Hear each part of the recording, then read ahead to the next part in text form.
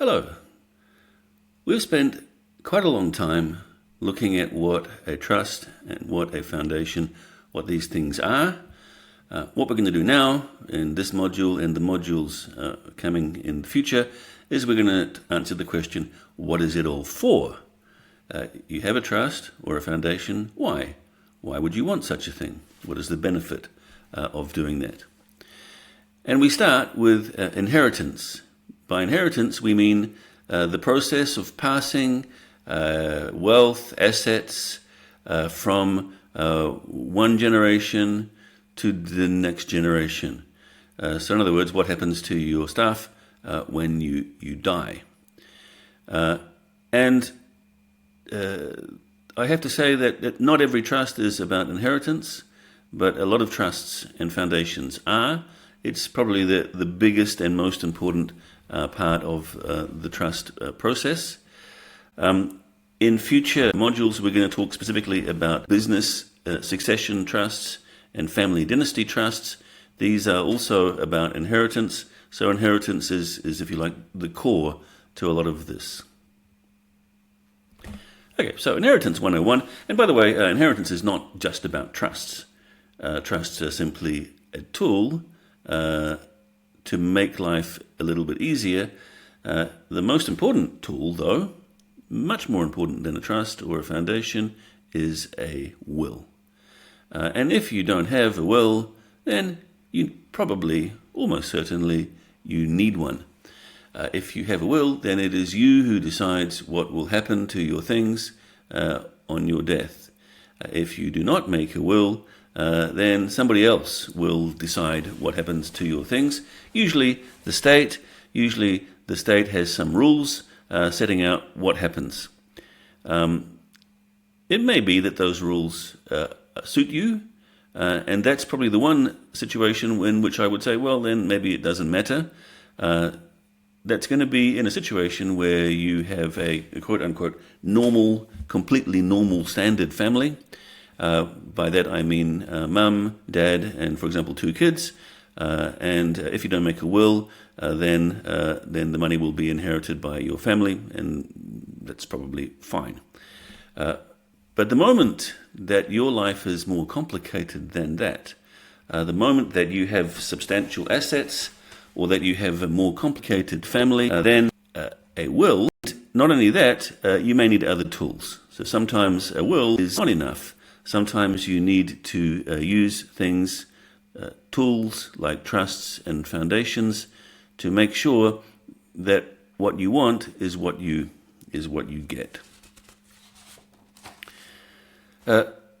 Trust and foundations are not the only tools that are useful for inheritance, but that's what we're talking about on this course. So that's what I'm going to focus on today. When you look at inheritance and you look at trusts and foundations, there are 2 kinds. 2 different categories of trusts. I'm going to say trusts, but I mean foundations as well.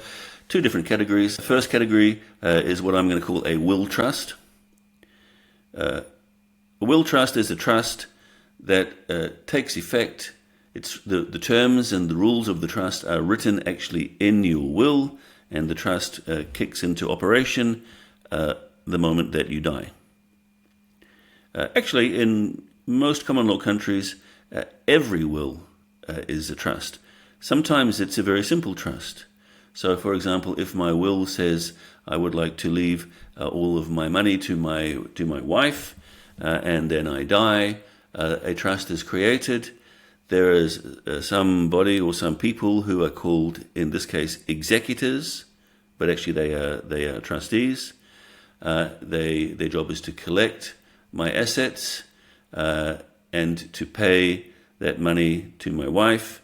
And that trust will be quite a short-lived trust and a very simple trust, because the executors will collect the money and then pay it to my wife, and the trust will be over. So it is actually technically a trust. We don't really think of that as being a trust so much. It's just the normal inheritance process. But actually, in my will, I can create much more complicated rules.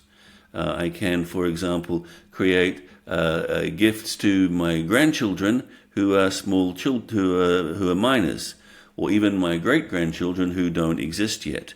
If I do things like that, then my will trust doesn't end immediately. It takes on a life of its own, and it operates then over time, just like any other trust. The only unusual thing about it is it was created by my will, and that's quite common. In a lot of countries, there are more will trusts than there are any other kind of trust. Second way of creating a trust is to create it before you die. Actually, you create the will trust before you die as well, because you write the will, obviously, during your lifetime. But if you create what is called an inter vivos trust, or sometimes living trust, it's a trust that you create during your lifetime, and it also takes effect. It starts to operate during your lifetime. So it means that you, for example, transfer assets into your trust while you are still alive, and as we talked about previously, that has the benefit of meaning that those assets are no longer yours.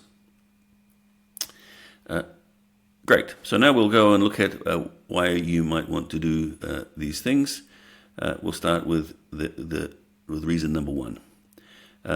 Reason number one is that you want to avoid probate. What is probate?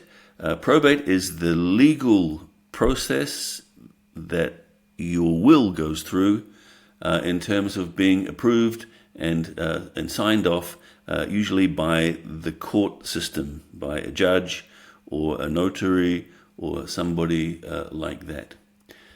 So again, to recap, you die. The executors, hopefully find your will. They want to go, for example, to the bank and close the bank accounts.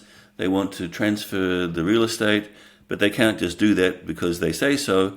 They have to go to the court or to the notary or somewhere official and get some official stamp, which authorizes them to do that. And that whole process, that legal process, is called probate. And the fancy piece of paper that the court issues them is also the probate document. Okay, that's all very interesting. Why do we care? We care because in some countries, the cost of probate is very high.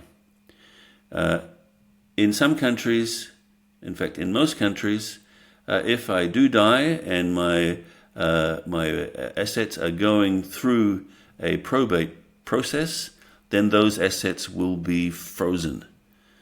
So my bank account, for example, will be frozen. If that's me, and my wife survives me, she not only has now the stress of the grief, I hope, sadness of losing me, but she also has now additional financial stress because she can't get at the money in my bank account. On the other hand, if I take all of my assets, or most of my assets, or some of my assets, I set up a trust during my lifetime, and I put those assets into my trust, then those assets are no longer owned by me. And if they are no longer owned by me, when I die, they are not part of my estate. They do not go through the probate process. They carry on the same as they did yesterday. My death is irrelevant. So my family can continue to access that bank account just as they were yesterday. So it's about avoiding some bureaucracy. It's about avoiding some time. It's about, in many cases, avoiding substantial costs. In some places, you can be looking at percentage costs, in the region of 2%, 5% of your whole estate. That can be a lot of money. So that's a reason for creating a trust. Reason number two is kind of related to that, and that is that you do not want to pay inheritance tax. Okay. Not every country has inheritance tax, but many countries do. And the rate of inheritance tax can be quite high. What is it? This is a tax that you have to pay to the state, or not you because you will be dead, but your estate, the executors, have to pay to the state as they go through that probate process and before they pass the money on to your children or your family, they take some tax off. and the rates of tax can be extremely high. In many countries, even over 50% of the value of my assets will go away in tax. And that is, of course, incredibly unpopular, but also quite difficult because, for example, if your only asset is a house and it's subject to inheritance tax, then your children may have no choice but to sell that house in order to pay the inheritance tax. So like I said before, on the other hand, if you set up a trust during your lifetime, you put that house into your trust, and then you die, then that doesn't affect the trust. The house carries on being owned, being an asset of the trust, and no inheritance tax would apply, except unfortunately it's not quite that easy, because if it was that easy, then everybody would, as soon as they reached their old age, they would put all their money into a trust, and the state would get nothing. So there are various mechanisms which mean that, again, you need to consult with the lawyer advisors in your own country, but usually you need to do this a long time before you die. You need to possibly do it also very slowly. So don't put all the money into the trust all at once, because the state will try and tax you on that as an alternative. So this is something that you need to work with advisors and plan if it's an issue in your country. Be careful also if you do not have inheritance tax in your country. I'm speaking to you from the Czech Republic. We don't have inheritance tax. Sounds great. So you don't need a trust, right? But be very careful, because inheritance taxes for the state, they're quite popular taxes. Because what you're doing with an inheritance tax is you are quote unquote taxing the rich, because there are usually some minimum thresholds. And so for a lot of people that's quite a popular tax. You're taxing people who are dead, so perhaps they don't care so much. And so it's tempting for states, especially when they have financial challenges, it's quite tempting for them to think about introducing inheritance tax. And when they do that, they don't give you any advance warning, because if they did, then everybody would set up a trust the next day. Usually they do it literally overnight, and they tell you, as from yesterday, we have inheritance tax. So even if you don't have inheritance tax in your country, that's quite a good reason for setting up a trust anyway, because then if the inheritance tax is brought in, you are already protected. Reason number three is because I want to be free. That's the reason for my Freudian slip. Reason 3, I want to be free to do what I want. What does it mean? In some countries, there are rules. Sometimes it's called forced inheritance. There are rules about what you can put in your will and who you can and cannot give money to.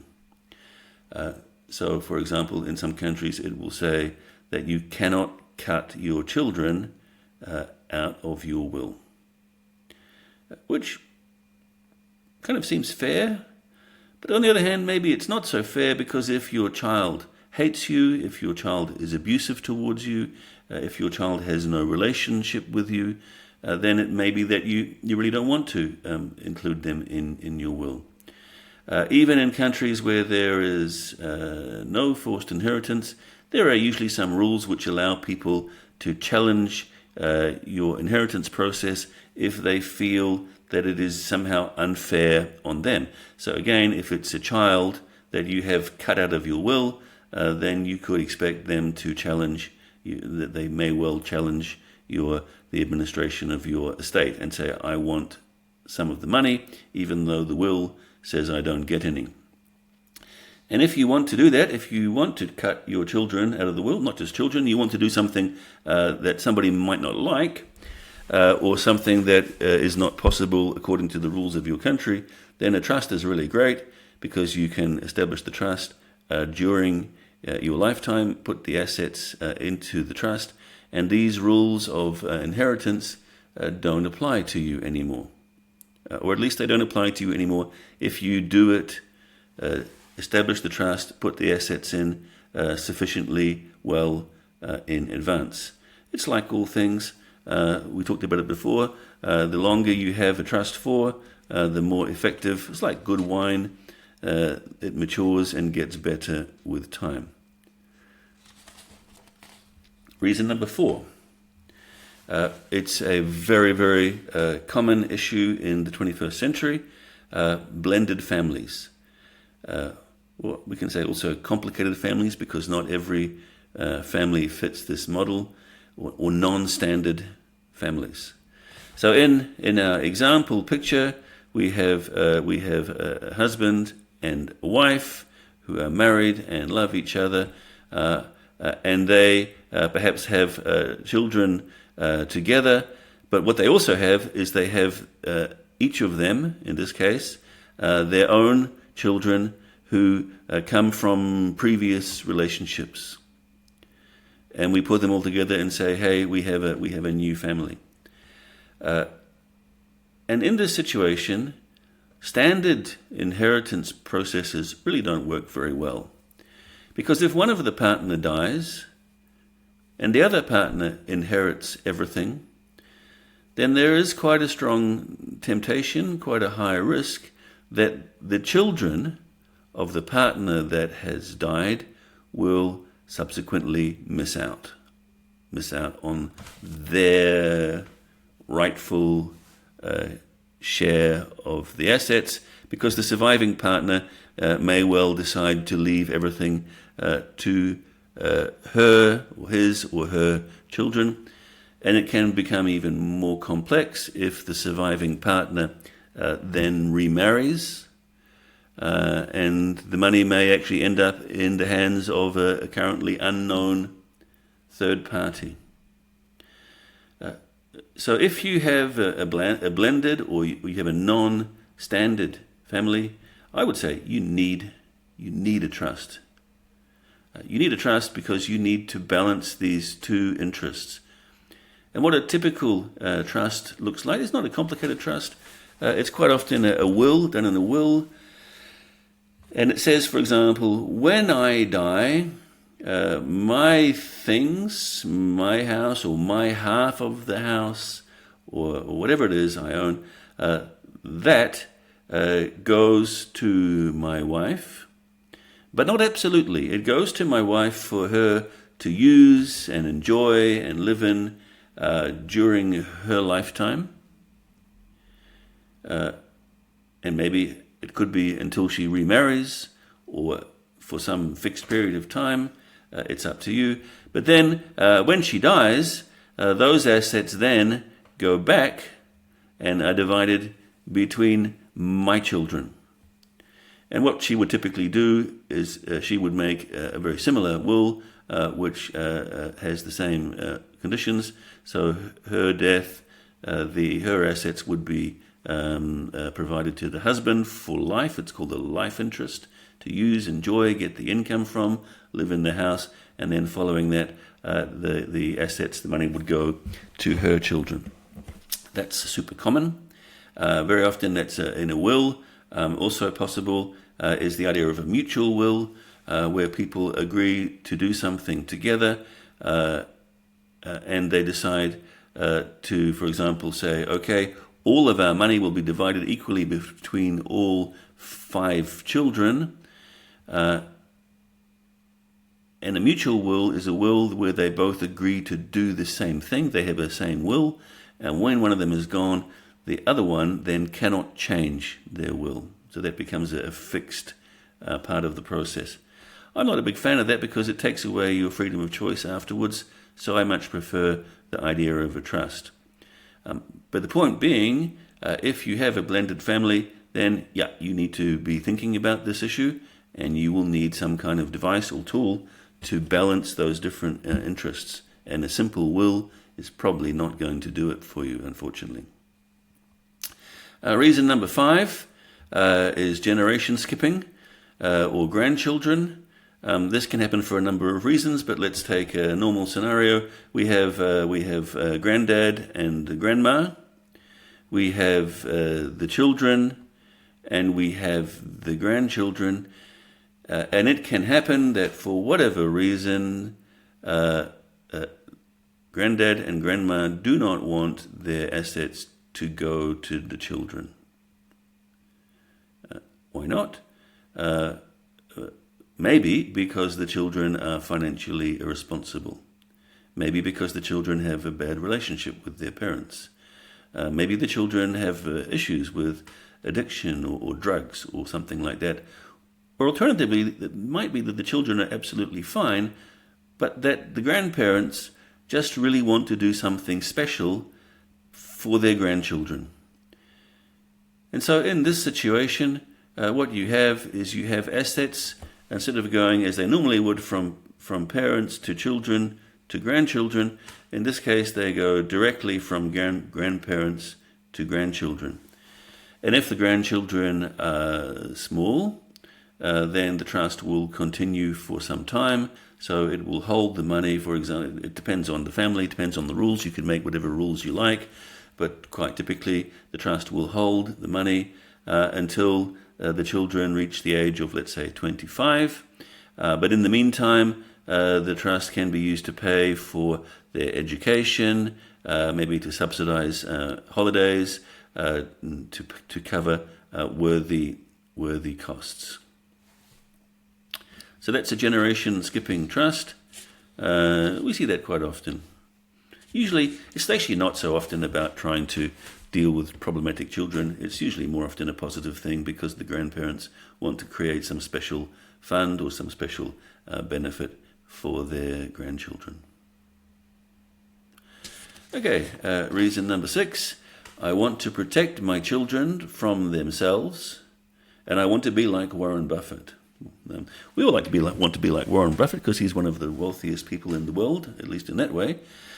What he said, and we mentioned it previously in a previous module, is he said that he wants to give his children enough money to do something, but not enough money to do nothing.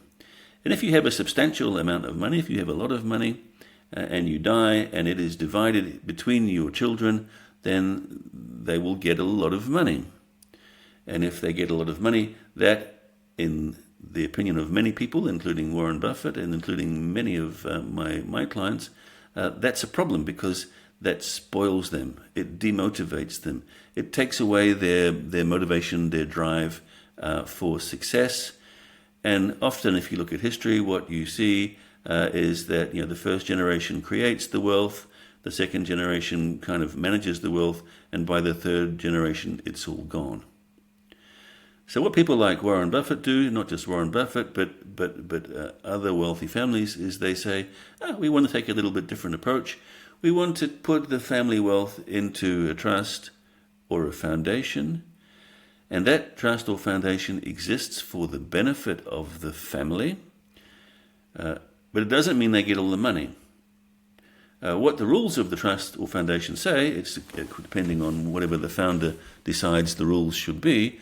What the rules say is that the trust or foundation has the assets, it invests the assets, it generates income, it probably tries to build the family wealth, and it pays money to family members enough to make sure that they have a reasonably good standard of living. It definitely covers things like education, that's really important. It might help them buy their first home. If they start a business, it may invest in the startup. But it's not just a big pile of money that's dumped in their laps. It means that they then have to work. They have to create their own lives and their own wealth and their own success. So it helps, but it doesn't demotivate. And the idea, of course, is that if you don't give all the money to the first generation, then the money is still there for the second generation, and the third generation, and the fourth generation, and so on. And there can also be, for many families, some philanthropic or charitable aspect to this. We can talk about this much more in a separate module, which comes later on, but this is an extremely common reason for creating a trust. This is one, we say trusts are not just for rich people. This is one that's probably more appropriate for wealthy people. But if you are a wealthy family, then this is a conversation that you probably need to have. Reason 7, again, this is the subject of a separate module. This is the question of passing family business from one generation to the next generation. As we saw previously, if you do not have a business succession plan, part of which is usually a trust or a foundation, if you do not have that, 70% of businesses don't make that transition from one generation to the next. So we create a trust or a foundation to basically to protect the business and ensure the business survives. And it's a little bit similar to the family dynasty module concept we just talked about. The business is there to provide benefit to the family, but there are controls in place to stop the family from destroying it. Most common way to destroy something is to sell it and spend all the money. So again, as I said, there is a separate module on that. Reasons 8, 9, 10, 11 to infinity are limited only by your imagination, and we see all kinds of interesting things in reality, although the things we've covered in this module are the most common, the most important. What I have to say is that trust and foundations are not products in themselves. They are really not important. They are simply tools to give effect to the things that you want.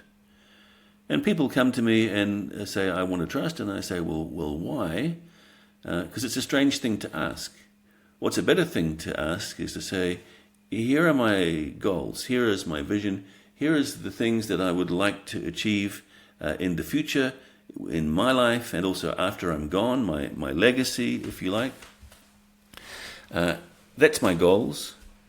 And then we look at those goals and we think about how can we best give effect to those goals. And sometimes the answer is that it's a trust or a foundation. And sometimes the answer is no, it's not that, it's something else.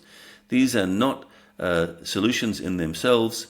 They are simply tools that give effect to solutions. So that's an introduction to how we use trusts in the area of inheritance. Like I said, there's more detail on this coming, especially in relation to business succession and family dynasty, but that's the basic concept. I hope that was helpful, and I look forward to speaking to you again soon. Thanks a lot for watching. I hope you found that useful and helpful. If you'd like to see more of this, please like the video and please subscribe using the button that you can see just there. Thank you very much. Have a great day, and thanks again for watching.